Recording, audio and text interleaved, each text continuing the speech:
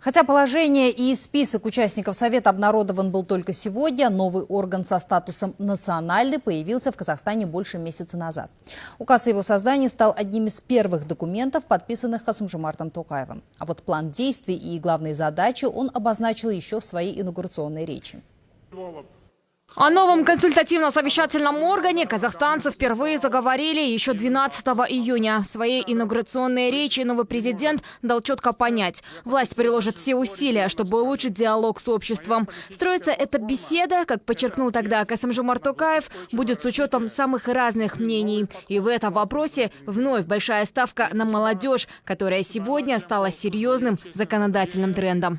Наших граждан сильно волнует развитие диалога власти и общества. Такой диалог должен строиться на признании плюрализма мнений. Разные мнения, но единая нация. Вот главный ориентир. Поэтому я решил создать Национальный совет общественного доверия. В совет войдут представители всего общества, включая молодежь.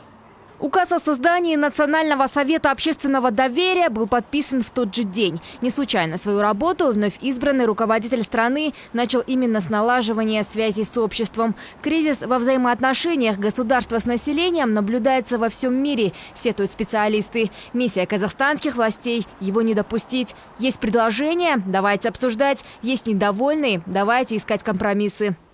Первое – это, конечно, выявить стратегические те проблемы, которые озвучивают в обществе, донести до власти, обсудить и предложить какие-то рекомендации. Вот мост, такой перетекающий от стратегических проблем общества к задачам, которые должен выполнять государство.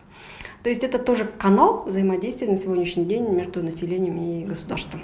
Не последнюю роль в создании этого нового моста доверия сыграют информационные технологии. Процесс цифровизации будет продолжен, заявил Касым-Жомарт Токаев. Более того, алгоритм действий Надсовета всегда будет в открытом доступе для казахстанцев. Все решения, которые будут приниматься в рамках Национального совета, они будут доведены до общественности с помощью средств массовой информации, социальных сетей. Общество, оно чем критиковала власть? Тем, что решение принимается, но общество об этом не всегда знает, что принимается, как это все обсуждается.